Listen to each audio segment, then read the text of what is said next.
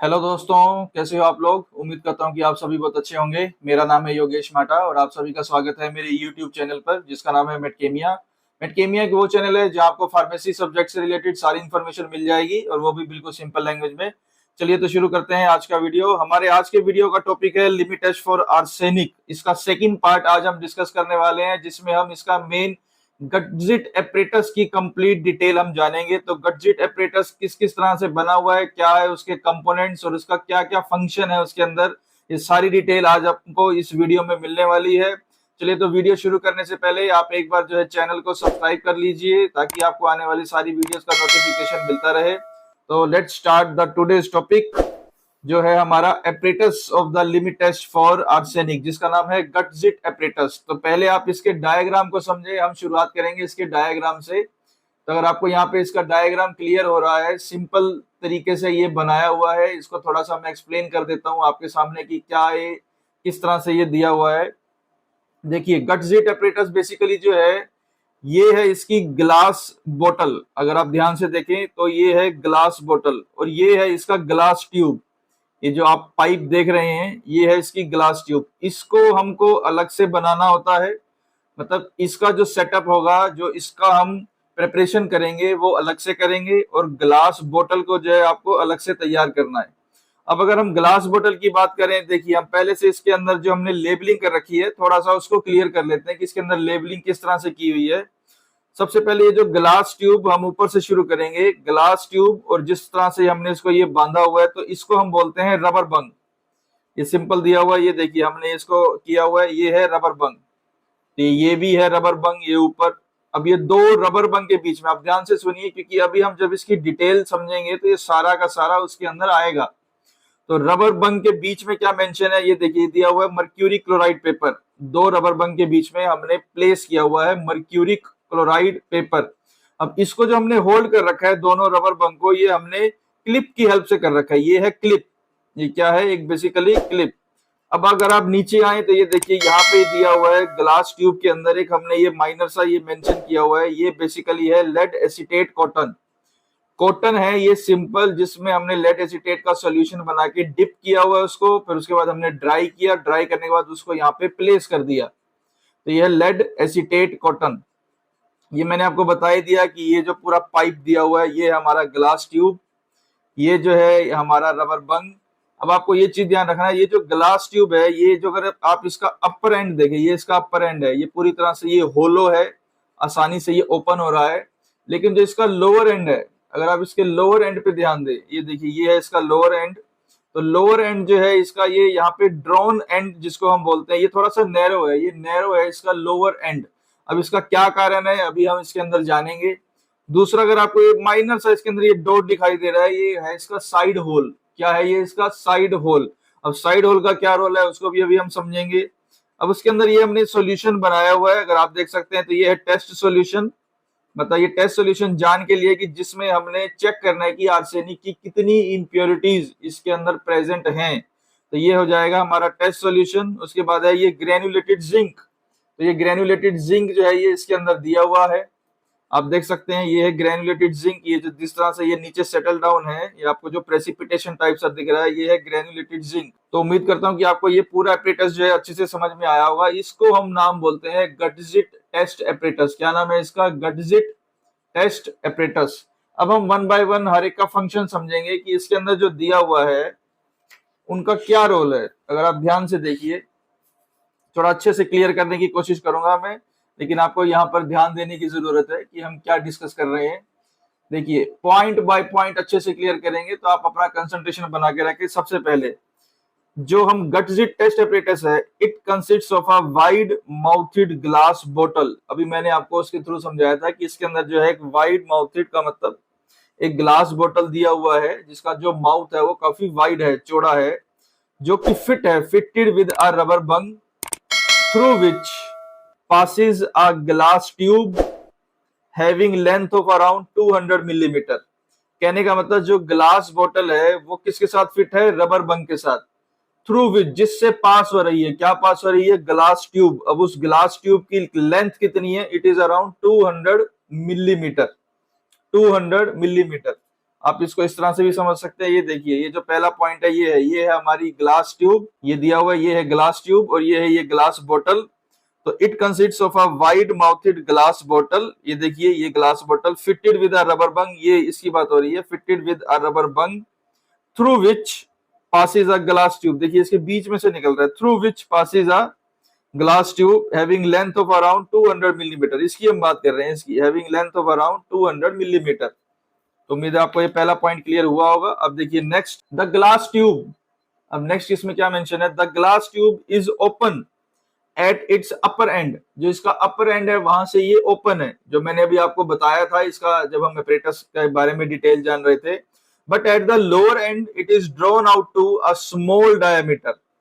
But at lower end, देखिए जो इसका लोअर एंड है, it is drawn out to a small diameter, या जिसको हम बोल सकते हैं नैरोअर लोअर एंड। उसका जो लोअर एंड है वो नैरो है, तंग है, थोड़ा सा टाइट वहां पे किया हुआ है। अब मेन बात next, a side hole is also blown at its lower end. उसके लोअर एंड पे जो एक साइड होल भी दिया हुआ है। अब हम इन दोनों का पर्पस समझेंगे कि जो अगर ये नैरोअर लोअर एंड है उसका क्या काम है, और ये साइड होल है तो उसका क्या काम है। अब देखिए, अब ध्यान से आप इसको समझने की कोशिश कीजिए। The purpose of narrower lower end is to provide small aperture. छोटा सा एक स्पेस देना, उसको एरिया देना, उसको अपर्चर देना, मतलब कि वो वहां से वो पास हो सके। Small aperture for the smooth and slow passage of arsine gas. Arsine gas smoothly slowly वहां से पास हो सके, फ्रॉम द बोतल टू द ट्यूब, बोतल से निकल के ट्यूब में जा सके। ये है इसका purpose. The narrower lower end is to provide small aperture, एक उसको ऐसा एरिया देना for the smooth and slow passage of arsine gas. अभी आर्सिन गैस कैसे बनी, उम्मीद है आपको याद होगा। हमने जैसे पहले वाले वीडियो में इसका प्रिंसिपल किया था, जहां पे हमने आर्सिन गैस बनाई थी, जो कि जाके मर्क्यूरिक क्लोराइड पेपर के साथ रिएक्ट करेगी और बनाएगी मर्क्यूरिक आर्साइड, जिसको हमने लिखा था मर्क्यूरिक आर्सेनाइड या मर्क्यूरिक आर्सिनेट। तो उस तरह से ये बनेगा। अब ये पास होगी फ्रॉम द बोतल टू द ट्यूब, बोतल से होती हुई ट्यूब में ये पास हो जाएगी। अब साइड होल का क्या रोल है, साइड होल क्यों दिया हुआ है, क्यों, क्या जरूरी है उसको देना। यस, बहुत जरूरी है। क्यों, क्योंकि जब आर्सिन गैस बनती है, देखिए ध्यान से सुनिए, the purpose of side hole is to provide an alternate passage. मतलब एक ये पैसेज तो है ही, नैरोअर लोअर एंड का पैसेज तो है ही, जहां से कि आर्सिन गैस पास होगी। उसके अलावा is to provide an alternate passage for arsine gas. Arsine gas के लिए हमने एक अल्टरनेट पैसेज दिया हुआ है। अगर देखिए ध्यान से, if some water condenses at the narrower lower end, तो बहुत बार ऐसा होता है कि जब वहां पे आर्सिन गैस बनती है तो एक तरह के बबल्स वगैरह उठते हैं, वो गैस के कारण उसके बबल्स बनेंगे। तो वहां पे वो बबल जाके जो नीचे का एरिया है, जो कि नैरोअर लोअर एंड है, उस पे जाके एंट्रैप हो सकते हैं। अगर वो बबल जाके एंट्रैप होगा तो आर्सिन गैस को पास होने की जगह नहीं मिलेगी। अब क्योंकि हमको आर्सिन गैस को पास करवाना है, तो इसलिए अलग से एक साइड होल दिया हुआ है, ताकि उस साइड होल के जरिए आर्सिन गैस आसानी से पास हो जाए और जाके मर्क्यूरी क्लोराइड पेपर के साथ रिएक्ट करे। इसी बात को मैं आपको डायग्राम के थ्रू समझाता हूँ। ये देखिए, अगर आपको ये डायग्राम क्लियर है, ये इसका नैरोअर और लोअर एंड, और ये दिया हुआ है इसका साइड होल। ये ध्यान से देखिए, ये है नैरोअर लोअर एंड और ये है साइड होल। अब जब आर्सिन गैस बनेगी तो पूरे चांस है कि यहाँ पे वाटर ड्रॉपलेट जो है वो आके इस पे एग्जिस्ट करेगा, या वाटर ड्रॉपलेट यहाँ पे आके होल्ड हो जाएगा। अब जैसे ही अगर ये यहाँ पे एग्जिस्ट करेगा तो जो आर्सिन गैस बन रही थी वो आसानी से यहाँ से पास नहीं हो पाएगी। अब यहाँ से ये साइड होल के थ्रू आर्सिन गैस पास होगी और इधर से होते हुए ये ऊपर जाकर लेड एसीटेट कॉटन को पास करते हुए मर्क्यूरी क्लोराइड पेपर पे जाके रिएक्ट करेगी। और वो कौन सा कलर देता है, अगर आपको ध्यान हो, येलो स्टेन। क्या देगा वो, येलो स्टेन। अब बाकी और क्या है इसमें डिटेल, वो भी हम जानते हैं। ये देखिए, अब नेक्स्ट और क्या क्या पॉइंट्स इसके अंदर दिए हुए हैं, थोड़ा उसको और क्लियर करेंगे। अब देखिए इसके अलावा और क्या है, मैंने आपको बताया था कि उसके अंदर लेड एसीटेट कॉटन भी दिया हुआ है। अब देखो, the glass tube is lightly packed with cotton wool. किसके साथ है, cotton wool, which is moistured with lead acetate solution and dried. कहने का मतलब जो ग्लास ट्यूब है उसके अंदर हमने एक उसको लाइटली पैक किया हुआ है कॉटन वूल के साथ। वहां पे हमने कॉटन रखा हुआ है जिसको कि हमने मॉइस्ट किया हुआ है, हमने उसको वेट किया हुआ है, उसके साथ भिगा रखा है, किसको, लेड एसीटेट सॉल्यूशन के साथ। पहले हमने जो है उसको अच्छे से वहां पे प्लेस करके वेट किया कॉटन को, दोबारा बोल रहा हूँ, कॉटन को लेड एसीटेट सॉल्यूशन के अंदर आपको डिप करना है। फिर उसके बाद उसको ड्राई करना है, ड्राई करने के बाद आपको उस ग्लास ट्यूब में प्लेस कर देना है। वो आपने देखा ही है कि किस तरह से वो वहां पर प्लेस हुई पड़ी है।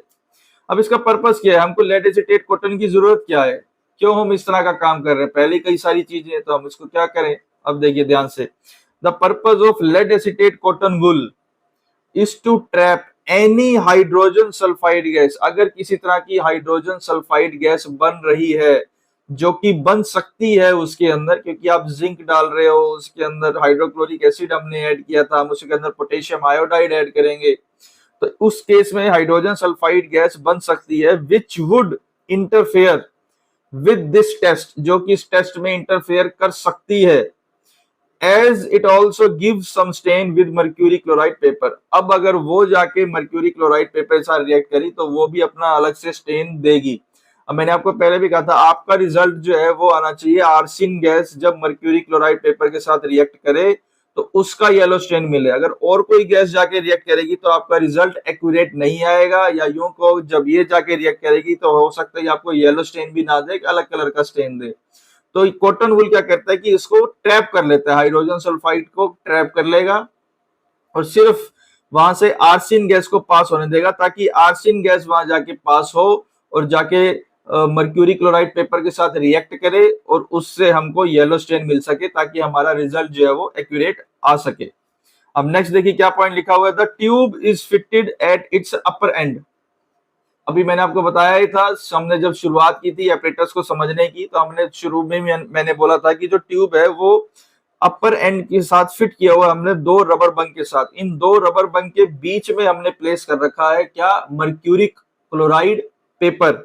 तो वही इसमें मेंशन है, a piece of dry mercury chloride paper is placed flat on the top of the bunk, bunk के ऊपर हमने इसको फ्लैट रखा हुआ है, and the other bunk is placed over it. कहने का मतलब एक बंक के ऊपर हमने उसको रखा और दूसरे बंक को हमने उस मतलब उसके ऊपर प्लेस कर दिया। मतलब एक तरह से जो आपका मर्क्यूरी क्लोराइड पेपर है वो दोनों रबर बंक के बीच में आपने उसको अच्छे से सेट कर देना है। बाय कैसे, secured by means of clips, clips की हेल्प पे, वरना वो ऊपर वाला रबर बंक गिर जाएगा। तो आपको उसको इस तरह से करना है कि वो गिरे नहीं और आसानी से आपका मर्क्यूरी क्लोराइड पेपर जो है उसमें अच्छे से प्लेस हो जाए। अब देखो नेक्स्ट, अब मर्क्यूरी क्लोराइड पेपर का क्या रोल है, ये हालांकि मैं पहले बता चुका हूं, सिंपल है। The purpose of mercury chloride paper is to trap arsine gas, arsine gas को ट्रैप करे, and show mercuric arsenide, mercuric arsenide in the form of yellow stain. तो यहाँ पे हम मर्क्यूरिक आर्साइड मैंने वर्ड यूज कर रखा है, आप यहाँ पे मर्क्यूरिक डाइहाइड्रो आर्सेनाइड, सबसे एक्यूरेट जो वर्ड है मैं एक बार इस वीडियो में क्लियर कर देता हूँ, मर्क्यूरिक डाइहाइड्रो आर्सेनाइड, आप इसको नोट भी कर सकते हैं, मर्क्यूरिक डाइहाइड्रो आर्सेनाइड। और उससे पहले हमने डिस्कस किया था वो था मर्क्यूरिक डाइहाइड्रो आर्सेनेट, वो थोड़ा कम उसको यूज किया जाता है। तो मेन इसका यही पर्पज है कि जैसे ही आर्सिन गैस आएगी ये उसके साथ जो है रिएक्ट करेगा और आपको येलो स्टेन देगा। तो एंड में हमने दोनों येलो स्टेन को कंपेयर करना है, वो येलो स्टेन जो स्टैंडर्ड सॉल्यूशन बनाने पर आया उस पेपर के ऊपर, और वो येलो स्टेन अगर इन केस अगर आता है तो जो कि आपने सैंपल सॉल्यूशन बनाया या टेस्ट सॉल्यूशन बनाया, तो उन दोनों का आप येलो स्टेन कंपेयर कीजिए। तो येलो स्टेन जो है it should be, the intensity of yellow stain should be less in the sample solution as compare to the standard solution, तभी आपका जो वो सैंपल है वो पास कहलाएगा। तो उम्मीद है आपको इस वीडियो में जो है काफी सारी डिटेल मिल गई होगी, आपको अच्छे से समझ में आ गया होगा कि गटजी टेस्ट एपरेटस क्या है, किस तरह से इसके कंपोनेंट्स हैं, क्या क्या इसका रोल है। मेरी पूरी कोशिश रहेगी कि ये प्रैक्टिकली कैसे परफॉर्म होता है मैं इसको भी आपको वीडियो के जरिए समझाऊं। आने वाली वीडियो में आप उसके प्रैक्टिकल को जरूर देखेंगे। तो आज की वीडियो में इतना ही। तो जाने से पहले जो मेरे चैनल पर नए हैं वो इसको एक बार जरूर सब्सक्राइब कर लें, ताकि आपको नेक्स्ट वीडियो का नोटिफिकेशन मिलता रहे। और आपको ये वीडियो कैसा लगा कमेंट में जरूर बताएं। अगर किसी तरह का आपका अभी भी कोई डाउट है तो भी आप कमेंट में जरूर लिखें, मैं उसको नेक्स्ट वीडियो में जरूर आपको आंसर करूंगा और उसको अच्छे से क्लियर करूंगा। तो आज की वीडियो में इतना ही। Thank you so much.